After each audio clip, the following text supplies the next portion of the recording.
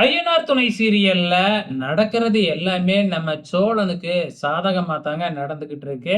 இப்ப நிலாவோட அண்ணன் நிலாவ புடிச்சு இடிச்சு வெளியில தள்ளி விடுறாப்ல. நம்ம சோழன் கரெக்ட்டா தாங்கி பிடிச்சர்றாப்ல.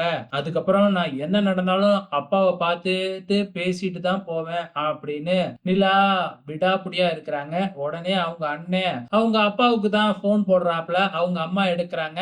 அப்பா கிட்ட கொஞ்சம் பேசணும் அப்படின்னு சொல்றாங்க. உடனே பார்த்தீங்கன்னா நிலாவோட அப்பா போன்ல பேசுறாங்க. அப்ப நிலாவோட அண்ணன் பாத்தீங்கன்னா, இங்க நிலா உங்ககிட்ட பேசிட்டு தான் போவேன்னு விடாப்புடியா இருக்கா.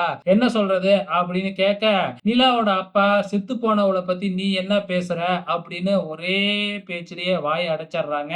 இதுக்கப்புறம் நிலாவால எதுவுமே சொல்ல முடியல. கேட்டல அப்பாவுக்கு உன்கிட்ட பேசுறதுக்கு இன்ட்ரெஸ்ட் இல்லன்னு இந்த ஒரு வார்த்தை போதாதா அப்படின்னு சொன்ன உடனே அதுக்கப்புறம் என்ன நடக்கும்? நம்ம நிலா அங்க இருந்து ஏமாற்றத்தோட கிளம்புறாங்க.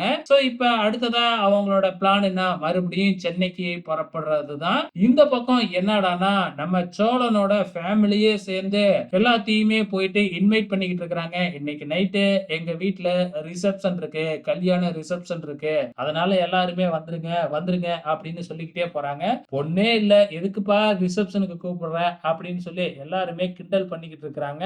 இங்க ரிசப்ஷனுக்கு தேவையான எல்லா ஏற்பாடுமே பண்ணிக்கிட்டு இருக்கிறாங்க. பிரியாணி செய்யறதுல இருந்து பந்தல் போடுறதுல இருந்து இந்த மாதிரி எல்லா சம்பவங்களுமே பண்ணிக்கிட்டே இருக்கிறாங்க. ஆனா சோழனும் நிலாவும் இன்னும் கிளம்பவே இல்ல. சோ அவங்க வருவாங்களா என்னன்னு கூட தெரியல. இந்த பக்கம் இப்படி ஒரு ஏற்பாடு போய்கிட்டு இருக்கு. அப்கமிங்ல என்ன நடக்க போகுது அப்படிங்கறத பொறுத்திருந்து பார்க்கலாம்.